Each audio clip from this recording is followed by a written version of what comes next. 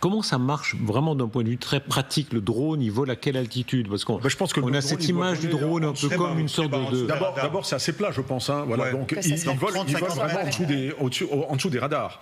Et comme c'est une région... Ça veut dire quoi? On peut le voir depuis le sol, on peut simplement le voir... 30-50 mètres. Voilà. Oui, donc les passants... Les radars, c'est 80-100 mètres. Et donc, si on vole en dessous... Vous vous souvenez du temps de l'Union soviétique, il y avait... Matthias Rust.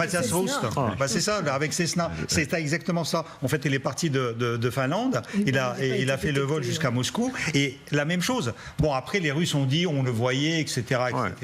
Mais cette histoire, vous savez, ça a provoqué beaucoup plus que ça. Ça veut dire, pardon, vous pensez que dans des petits villages de Russie, les gens ont vu passer au-dessus de leur tête le drone? Oui, ou bien il y a quand même beaucoup de... Il n'y a pas un village tous les kilomètres sur la distance pour aller au Lénia, je pense. Vous voyez, donc je pense qu'ils ont choisi aussi leur cible pour que ce soit relativement plat, pour que ça aille bien droit. Vous savez, les missiles de croisière, ça épouse le terrain. Hein. Ça monte, ça descend, c'est programmé, ça escalade les montagnes, ça redescend de l'autre côté, etc. Et ça vole à 1000 km/h. Oui, c'est ça. Alors que là, on a vraisemblablement un vecteur qui vole peut-être à 200-300 km/h, donc il faut plusieurs heures pour arriver, vraisemblablement. Hein, donc il a l'autonomie pour aller là-bas. Et puis reste quand même, ce qui est le plus bluffant là-dedans, c'est la capacité de guidage. C'est un truc sans pilote. Comment, alors il y a sans doute avec Starlink, l'intelligence artificielle, moi je ne sais pas, mais comment guide-t-on sur sa cible avec cette précision un drone à 1850 km? C'est une bonne question. Après, je pense que l'industrie ukrainienne maintenant de drones, qui est très florissante à cause de ce qui se passe justement à cause de la guerre, pourrait peut-être donner des réponses quand on aurait déjà gagné cette guerre. Mais en gros, c'est pour vous dire que oui, peut-être vous n'aurez pas la réponse. Mais juste pour dire, par exemple, au début de l'invasion en 2022, on avait très peu de types de drones et même la capacité de production n'était pas suffisante. Aujourd'hui, selon le ministère de la Défense ukrainienne, on est plus ou moins en même capacité en même quantité de drones comme la Russie. En plus, on a plus de 100 et quelques types de drones qui sont produits en Ukraine même. Et c'est aussi les partenariats avec nos constructeurs, nos innovateurs qui ont été mis en place et que, effectivement, l'État achète. Et si vous voulez, effectivement, ce qui se passe là, c'est très important symboliquement. C'est pour ça que c'est tellement commenté en Ukraine. Parce que je vous rappelle que Kiev et l'Ukraine en général, mais Kiev, parce que Charlène Hurel, elle était là, subit déjà les coupures d'électricité à cause du rationnement. Il n'y a que 4 heures de l'électricité par jour. Alors vous pouvez imaginer la vie assez compliquée des gens de tous les jours, et que effectivement on voit que les Russes essayent de grignoter le terrain dans l'est de l'Ukraine. Et dans ce contexte-là, quand vous avez quand même la capacité démontrée de la part de l'armée ukrainienne que on peut frapper, on peut aller dans la profondeur de la Russie pour frapper, c'est très important ce qu'on vient de démontrer et ce qu'on montre encore une fois. Et je vous rappelle aussi qu'il y a des frappes presque tous les jours de la part de l'Ukraine dans la région de Koursk et aussi les régions plus proches, mais là on vise les raffineries ou bien les stations pétrolières, ou là où par exemple les différents types les dépôts de munitions. Et ça, c'est pas quelque chose qui est tellement spectaculaire aujourd'hui, parce que c'est de la routine pour l'armée ukrainienne. Non, il y avait eu une frappe encore plus lointaine, si je me souviens bien, qui était sur la voie ferrée, au-delà du transsibérien. Sur le... Oui, mais il y avait eu... C'était une sorte de sabotage dans le tunnel. Sabotage dans un tunnel, me semble-t-il. Oui. Mais c'était très loin, effectivement. C'était effectivement à l'extrême, quasi à l'extrême orient. Mais vous savez, on a rapporté quelque chose de très important. On a rapporté un coup de fil du ministère de la Défense russe, Belousov, qui a appelé Lloyd Austin, et a dit: les Ukrainiens préparent une opération stratégique sur notre sol, dissuadez-les de la faire. Et ça se trouve, il a parlé de cette opération-là. Je salue Julien Demarco, qui est notre chef d'édition, qui a repéré ce sujet, qui a un succès tout à fait extraordinaire et qui vous passionne à ce point-là. Bravo à lui en particulier. Cette autre information sur l'ampleur du sacrifice russe, c'est-à-dire combien les Russes sont-ils prêts à tuer, à laisser tuer ou à faire tuer de soldats soldats pour arriver pour continuer leur entreprise. Ce sont les chiffres de l'Institut suisse, de l'ISW, 1000 morts par jour, avec ces nouvelles précisions qui sont données sur le recours aux migrants. Les autorités russes détiennent illégalement des migrants, recours à la violence physique pour les forcer à signer des contrats militaires, selon le journal d'opposition russe Okno. Des avocats et des défenseurs des droits humains déclarent que presque tous les migrants détenus acceptent de signer des contrats militaires et que les autorités russes menacent de priver les citoyens naturalisés de leur citoyenneté et promettent aux migrants la citoyenneté en échange de leur accord au service militaire. Et d'ailleurs, actuellement, on parle de prolonger le service militaire pour les migrants, justement, qui viennent d'obtenir la nationalité, jusqu'à 2 ans au lieu d'une année pour les Russes. Il y a eu plusieurs histoires, y compris par exemple l'histoire qui a été réglée par le Premier ministre de l'Inde qui est allé à Moscou. Il s'est plaint à Poutine parce que Poutine apparemment en fait a réussi d'appâter quelques dizaines de citoyens indiens et qui sont retrouvés presque otages sur le front russe. Certains sont morts et donc ça devient la vraie problématique, y compris aussi pour l'Afrique, parce qu'en Afrique aussi on recrute maintenant les gens pour le front en Ukraine. Et on va parler de l'Afrique dans un instant, mais là-dessus d'abord sur l'énormité de ce chiffre. Oui, c'est un chiffre gigantesque, de même que celui des détenus qui sont sur le front. On parle de 150 000 sur le front ukrainien. Et en fait, c'est un peu la riposte russe à l'intelligence ukrainienne dont on parlait à l'instant. C'est-à-dire que effectivement, les Ukrainiens sont capables de détruire une cible à près de 2000 km, à mettre hors d'état de nuire, en tout cas de paralyser la marine russe en mer Noire. Mais cependant, les Russes, avec cette espèce de chair à canon qu'ils arrivent à déverser sur le front, ils ne reculent pas. Au contraire, d'après ce qu'on entend en ce moment, c'est difficile sur le front du Donbass parce qu'il y a des petites percées russes et la poussée est de plus en plus difficile à contenir. Et ça, en fait, c'est le résultat effectivement de ces recrutements. Sergueï parlait à l'instant des Indiens. Alors les Indiens, on leur a dit, mais vous inquiétez pas, vous ne serez pas des soldats, vous serez des auxiliaires, des auxiliaires de sécurité. Bon, ils ont été envoyés sur le front, les malheureux, et ils se sont fait ratisser comme les autres. Alors, on parle de 1000, vous avez dit 1000 morts par jour, je pense que c'était 1000 ou 1200 pertes par jour, parce que c'est déjà énorme. Ça voudrait dire 250, 300 morts, et puis le reste en blessés, disparus, prisonniers, etc. 1000 morts par jour, c'est le taux de perte journalier de la Première Guerre mondiale, ce qui est déjà absolument gigantesque.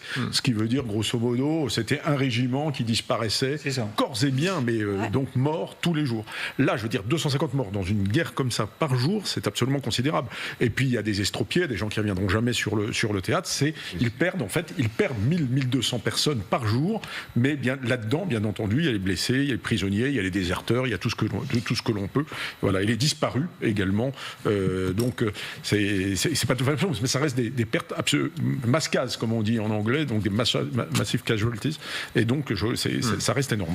Juste en dernier mot, peut-être sur les immigrants qui sont envoyés sur le front, il y a même le chiffre officiel qui était donné par les Russes, c'est autour de 10 000 migrants qui ont obtenu le passeport russe, qui sont envoyés sur le front en Ukraine. Et ça, c'est quelque chose assumé de leur part. Et justement, l'amendement à la loi qui était proposé à la Douma, là, concernant ce service militaire obligatoire, ça devrait être voté d'ici début août, d'après ce qui nous semble. Et l'idée, c'est justement de faire en sorte que la personne qui obtient la nationalité russe serait automatiquement inscrite justement pour le service militaire, qui sera effectivement complètement différent. Et je vous rappelle la dernière chose, c'est qui sont ces personnes majoritairement qui reçoivent ces passeports ou qui sont là pour recevoir ces passeports. C'est pas les Indiens, ce sont plutôt les Tadjiks ou bien les Kirghizes ou bien d'autres pays de l'Asie centrale qui d'ailleurs aussi se retrouvent dans la situation assez compliquée en essayant de jongler entre les intérêts de la Chine, les intérêts de la Russie et des autres pays dans la région. Et d'ailleurs, c'est ces personnes-là qui se retrouvent dans la situation très très compliquée, comme c'était aussi signalé par l'opposition russe. Oui, parce qu'en fait, c'est une immigration à Moscou qui n'a strictement aucun droit. Ils sont maltraités, s'il y a des enfants, ils ne peuvent pas aller à l'école, et pour certains d'entre eux, c'est une chance à saisir. Surtout qui sont très méprisés de manière générale. Mais je crois que la Russie a une grande capacité à accepter les pertes humaines. D'abord, il y a eu tous les prisonniers qui ne comptent pas, et ils sont plutôt assez contents de s'en être débarrassés. Et puis, pour le reste, c'est pas un problème. On parle ici des troupes régulières. Parlons de ce qui est arrivé aux troupes irrégulières, et le mot ici est tout à fait de circonstance, les troupes de Wagner en Afrique qui perdent un certain nombre de leurs combattants dans des circonstances tout à fait fascinantes. Ce sont les Touaregs qui ont réussi ce coup majeur contre Wagner. Les images montrent, on a dû vous les flouter parce qu'elles sont insoutenables, dans le désert. Ces combats d'une extrême violence qui ont eu lieu visiblement. Le scénario dominant à ce stade, selon beaucoup de sources publiques et non publiques, c'est que le premier assaut aurait été donné par les Touaregs, sans doute avec un appui des services secrets ukrainiens. Et puis il y aurait eu un deuxième assaut de la part d'un groupe djihadiste qui aurait confirmé, disons, qui aurait renforcé les pertes de la part subies par les Russes. On parle de plusieurs dizaines peut-être de morts russes, jusqu'à 80.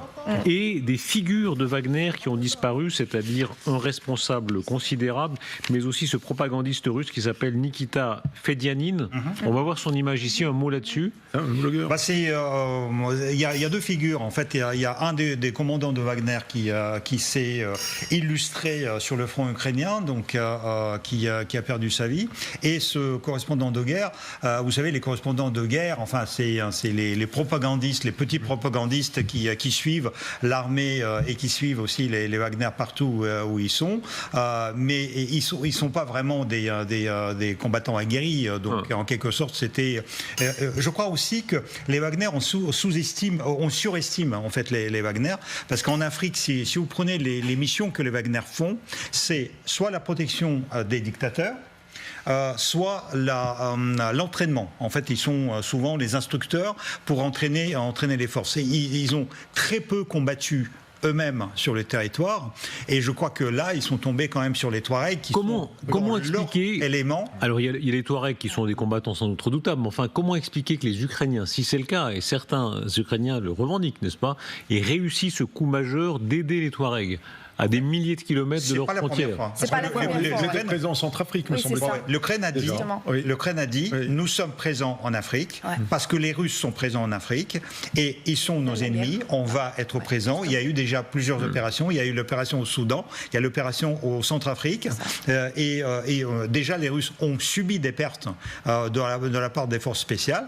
et l'Ukraine se vante en fait d'être présent, y compris sur le continent. Est-ce qu'il y a des porosités, pardon, vous-même, je ne vais pas vous vieillir, vous faites beaucoup plus jeune que votre âge, Sergei Girnov, mais vous êtes assez âgé pour avoir été sur les bancs du KGB. Si vous pourriez être par exemple un agent ukrainien, de la même façon, ou un agent russe aujourd'hui, et il y a des porosités, disons, entre les deux services. Je crois qu'en fait, c'est ma génération, c'est la dernière génération qui est encore sur le terrain. Il reste encore quelques éléments de ma génération. D'ailleurs, je vous rappelle que jusqu'à 2018, le représentant officiel de SVR sous la couverture de l'ambassade russe à Kiev était quelqu'un avec qui j'ai fait mes études à l'Institut Andropov, qui était un général de SVR. Donc j'imagine, pardon, que vous avez en ce moment d'ex-collègues ukrainiens et d'ex-collègues russes. Oui, c'est ça. Que vous connaissez personnellement. C'est ça. Oui. Et il y a eu des trahisons, j'imagine, dans un sens ou dans l'autre. Il y a eu pas mal de trahisons, mais le fait aussi, c'est que l'Ukraine s'est bien ressaisie. En fait, la trahison, ça concernait plutôt la première année 2022 et un tout petit peu la veille de l'attaque. Donc, il y a eu déjà les premières trahisons qui étaient du temps de la Crimée en 2014 et du temps de Donbass. Après, au début de la guerre, et puis après, l'Ukraine s'est ressaisie et actuellement, en fait, ils ont la politique d'évincer ma génération de services secrets de l'armée, comme ils ont raison, de remplacer par les générations de Boudanov. Vous savez. Ça fait sourire. Alors Ludmila Totieva, qui est la plus jeune génération, ça c'est la vraie cruauté des générations. Elle nous regarde en disant « Allez les vieux ». Dehors, je parle de l'ancien quand même agent de KGB. Moi, je crois quand même qu'il n'y a pas d'ancien agent de KGB, mais écoutez, tout peut se faire sous cette ère. Vous vous méfiez toujours de Sergei Girnov ? Je pense que c'est normal de garder une petite méfiance. Je pense que c'est juste vous ne l'avouez pas et moi je l'avoue. L'Ukraine doit se méfier parce qu'à part l'armée et les services, il y a aussi l'Église orthodoxe russe qui est présente sur le sol ukrainien. Et là, c'est au-delà des 60 ans. Oui.